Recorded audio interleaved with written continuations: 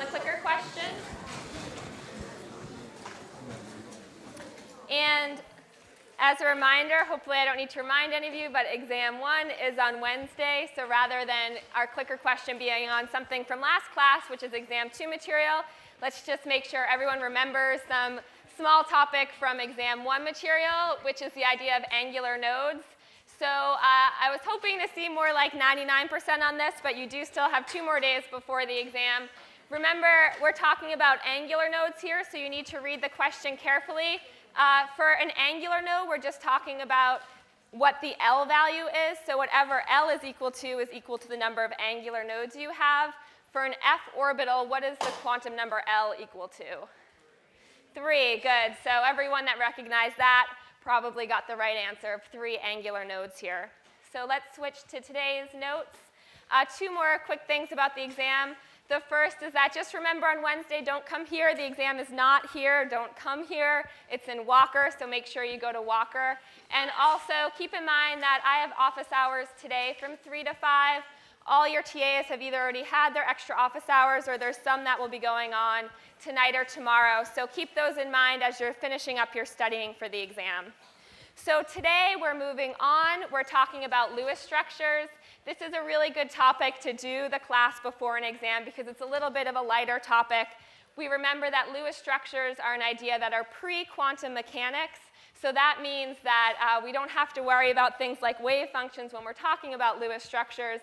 But because they're so simple to use and because they so often predict the electron configuration of molecules accurately, we end up using them all the time in chemistry. So it's very valuable to know how to draw them correctly and to know how to work with them.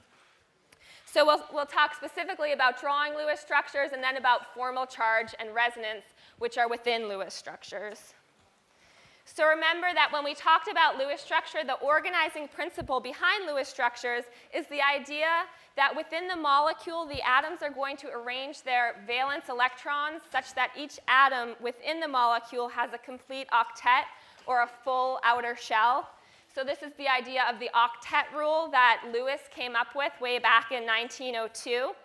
So at the end of class on Friday, we saw that list of 8 steps that you always need to go through when you draw a Lewis structure.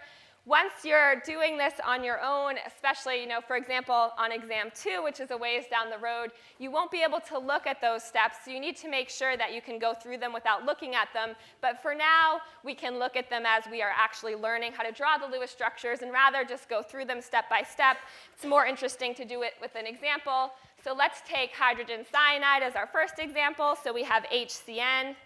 So in this example here, we start with the first step. The first step in any Lewis structure is drawing the skeletal structure.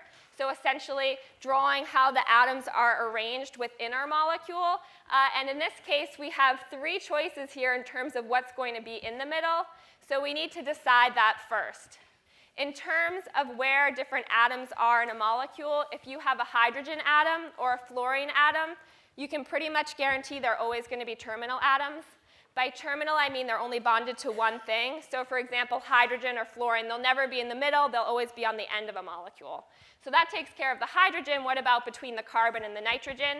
In terms of picking a Lewis structure that's going to be the lowest energy, what you want to do is put the atom with the lowest ionization energy in the center of your atom. This should make sense because if something has a low ionization energy, that means it's not very electronegative, which means it's going to be a lot happier giving up electron density, which is essentially what you're doing when you're forming covalent bonds is you're sharing some of your electron density.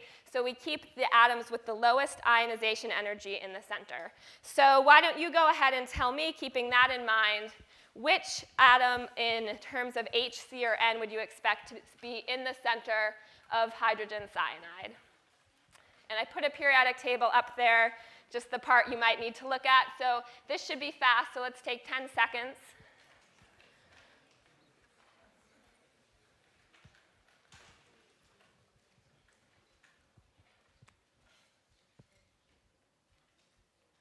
All right, good job, everyone. So most of you saw that carbon should be in the center.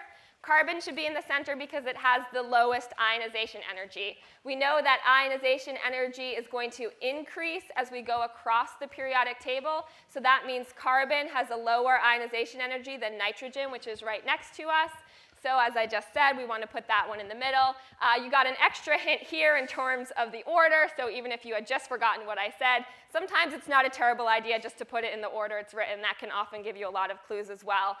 So either of those ways of figuring this out as a first guess of what goes in the middle will work pretty well. So let's go ahead and draw our Lewis structure based on the rest of the rules now that we have a skeleton. So our skeleton tells us that carbon is in the middle, so we'll put the H on one side and the N on the other side there. So our second step as we go through our Lewis structure rules is to figure out how many valence electrons we have in our entire molecule. So if we talk about hydrogen, how many valence electrons are we talking about? 1. What about carbon? I heard 4 and 6, and remember, we're only talking about valence electrons, so the outermost shells.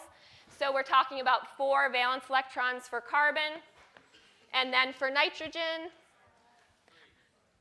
lots of options I have to choose from this answers, but it's 5. So if you can't immediately know, and you don't all have periodic tables in front of you, so that's fine, but if you have a periodic table in front of you, you need to be able to count valence electrons, so work on that if it doesn't come naturally to you in terms of figuring that out. So then in order to figure out the complete number of valence electrons in our molecule, we just add 5 plus 4 plus 1. So we end up having 10 valence electrons. Step 3 in our Lewis structure rules is to figure out how many electrons we would need in order for every single atom in our molecule to have a full valence shell. So if we're talking about hydrogen, that's our one exception so far to the octet rule. So we actually only need 2 electrons to fill up the valence shell of hydrogen. Remember, that's because all we need to fill up is the 1s. However, for carbon and nitrogen, we need 8 each. So in terms of total numbers that we would need to complete our octets and fill our valence shells, we would need 16. No, we wouldn't. We would need 18 electrons. All right, so let's bring down our middle slide here. So we have 18 electrons, and the next thing that we need to figure out is how many bonding electrons we have.